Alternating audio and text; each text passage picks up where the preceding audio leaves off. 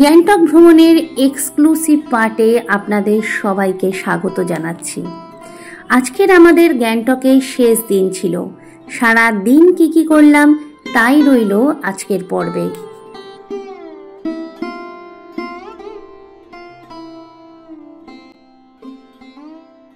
বলার অবকাশ রাখে না, আমি ঋতুপর্ণা আর আমার একটি নতুন ব্লগে নতুন গল্পতে আপনাদের সবাইকে স্বাগত।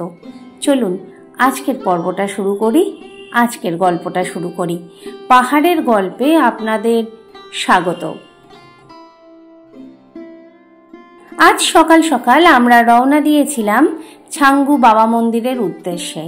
গতকাল 14ই এপ্রিল আমাদের যাওয়ার কথা ছিল ছাঙ্গুতে, কিন্তু পারমিশন না পাওয়ায়, পারমিট অ্যাপ্রুভ না হওয়ায় 15ই এপ্রিল পয়লা বৈশাখের দিনে আমরা ছাঙ্গুর উদ্দেশ্যে রওনা দিই। এই দিন নাথুলা পাস পর্যন্তই পারমিট দেওয়া হয়েছিল, কিন্তু বেলা বাড়ার সাথে সাথে ওয়েদার খারাপ হওয়ার জন্য নাথুলা কিন্তু অনেকেরই ক্যান্সেল হয়েছিল, যদিও আমাদের পারমিট ছিল বাবা মন্দির পর্যন্ত।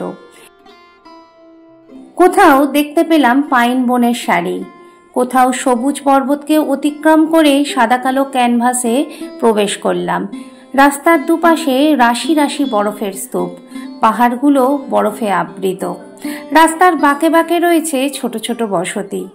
দেখতে দেখতে পৌঁছে গেলাম নাথুলা পাসের কাছে।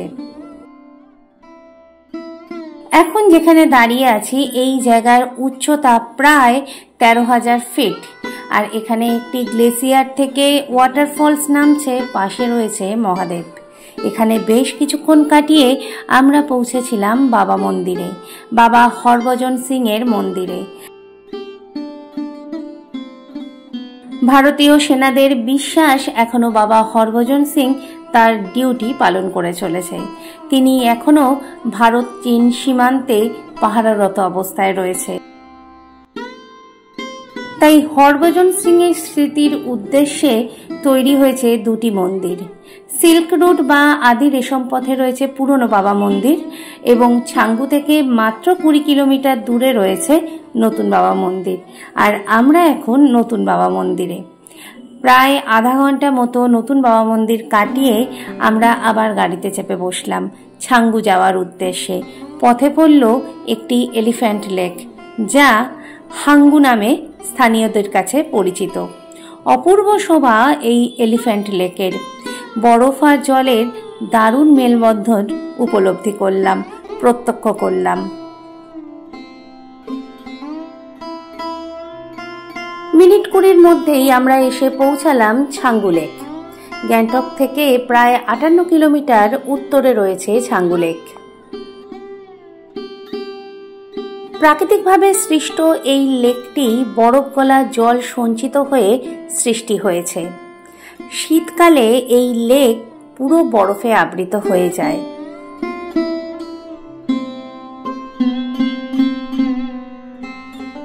আমরা যেখান দিয়ে এখন যাচ্ছি এই জায়গাটা খুব ভিড় হওয়ায় আমরা কিন্তু এখানে নামিনি। আমরা আরেকটু এগিয়ে গিয়ে একটি ফাঁকা জায়গায় নেমেছিলাম। এখানেই রয়েছে ছাঙ্গুর শিব মন্দির।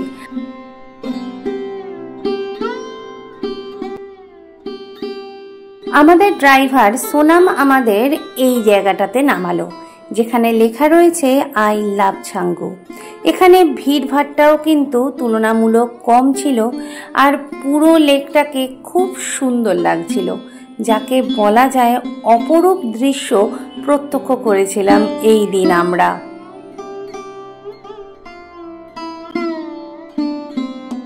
যেদিকেই তাকাচ্ছি সাদা কালো ক্যানভাস,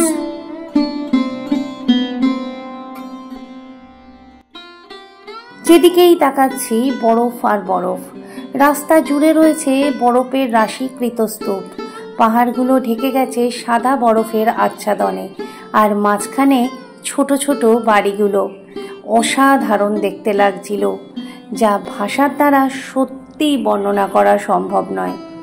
আর তার সাথে বিভিন্ন অ্যাক্টিভিটি। এই চামড়ি গায়ে করে মানুষ এক জায়গা থেকে অন্য জায়গায় সারা ছাঙ্গু লেকটা ঘুরে দেখছে। এখানে রোপওয়েও আছে। ওয়েদার যদি ভালো থাকতো আমরাও কিন্তু রোপওয়ে চড়তাম।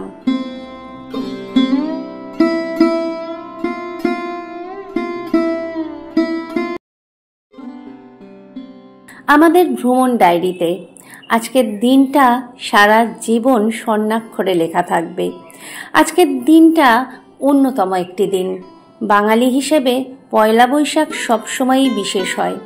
তার সাথে বরফাবৃত ছাঙ্গু আমাদের মন কেড়ে নিয়েছিল। আমাদের ভ্রমণ ডায়েরির প্রথম পাতাতেই যা স্বর্ণাক্ষরে লেখা থাকবে। ফিরতি পথে দেখা মিলল সিল্ক রুটের। এটি আদি রেশম পথ। এই পথেই একসময় ব্যবসা বাণিজ্য হতো মধ্য এশিয়ার সাথে ভারতের। আমরা এগিয়ে চললাম। বেশ কিছুটা আসার পরে ভিক্টোরিয়া ফলসের সামনে গাড়িটা দাঁড় করালো।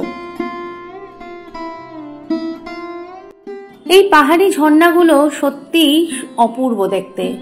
কুয়াশাবৃত রাস্তা ধরে আমরা গ্যাংটক শহরে পৌঁছালাম ঘন্টা দেড়েকের মধ্যে। এখন আমরা রয়েছি গ্যাংটক শহরে, আর যে জায়গাটার পাশ দিয়ে যাচ্ছি সেই জায়গাটাকে অত্যন্ত সুন্দর করে সাজানো হয়েছে। বৃষ্টি নামলো ঝমঝমিয়ে। আমরা তখনও গাড়িতে। পাহাড়ে বৃষ্টি দেখতেও কিন্তু বেশ লাগে, অন্যরকম। কিছুক্ষণ পরে বৃষ্টিও থেমে গেল। আমরা এসে দাঁড়ালাম আমাদের হোটেলের রাস্তার সামনে। গ্যাংটক ভ্রমণের রীতি এখানে হলেও এখনো কিন্তু বাকি আছে অনেক কিছু, যা আসতে চলেছে পরবর্তী পর্বগুলোতে। সন্ধ্যাবেলায় বৃষ্টি ভেজা গ্যাংটক ম্যালের দিকে আমরা এগিয়ে যেতে থাকলাম। গ্যাংটক ম্যালটাকে সন্ধ্যেবেলায় এত সুন্দর দেখতে লাগে, বলার মতো নয়।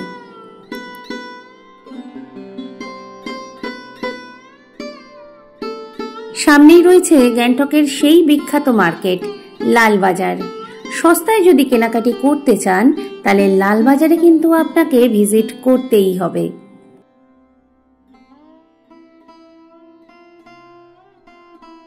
চলুন এগিয়ে যাই গান্ধী মূর্তির দিকে। এখন আমরা যাব বেশ কিছু দোকানে। তার মধ্যে একটি এক্সক্লুসিভ পার্টও রয়েছে।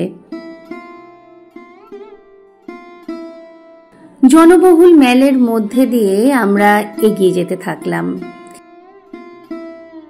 ভিড়টা কিন্তু বেশ ছিল। টুরিস্ট যেমন ছিল, স্থানীয় সিকিমিসরাও কিন্তু বেশ ঘুরে বেড়াচ্ছিল। বিভিন্ন ভাষাভাষীর মানুষের মেলবন্ধন চোখে পড়ছিল। সুন্দর করে সাজানো গোছানো এই রাস্তাটি বেশ মন কেড়েছিল কদিনের মধ্যেই।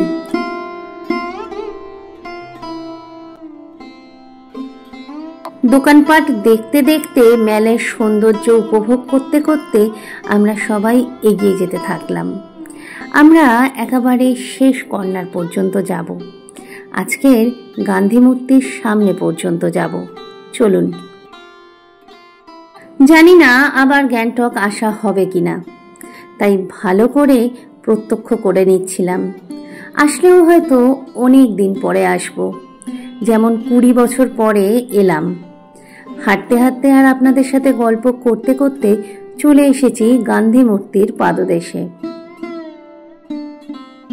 আর এসে দেখি এখানকার একটি কালচারাল প্রোগ্রাম হচ্ছে। দাঁড়িয়ে গেলাম বেশ কিছুক্ষণের জন্য।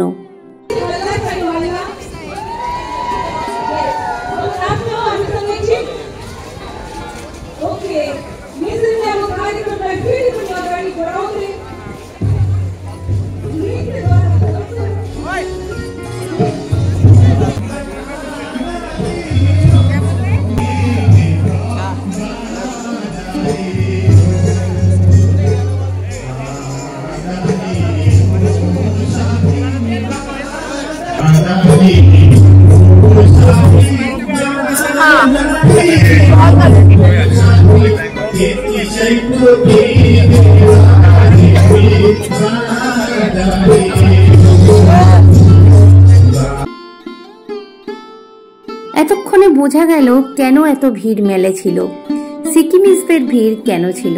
চলুন এবারে গোল্ডেন টিপস একটি চায়ের দোকানে যাই। এখানে আস্বাদন করেছিলাম ভীষণ ভালো একটি গোল্ডেন টি। যাই হোক, আপনাদের আগে ঘুরে দেখাই চায়ের দোকানটা। বিভিন্ন ধরনের চা এখানে রয়েছে। কিছু দার্জিলিং টি যেমন আছে, সাথে সাথে টেমি টি গার্ডেনের কিছু প্রিমিয়ার কোয়ালিটির চাও কিন্তু রয়েছে। দার্জিলিং বেড়াতে গেলে যেমন আমরা অনেক চা বাগান দেখতে পাই, সিকিমে কিন্তু সেভাবে চা বাগান দেখা যায় না। সিকিমে রয়েছে একটি মাত্র চা বাগান, টেমি টি গার্ডেন, এবং তারই একটি ওয়ার্কশপ এটি।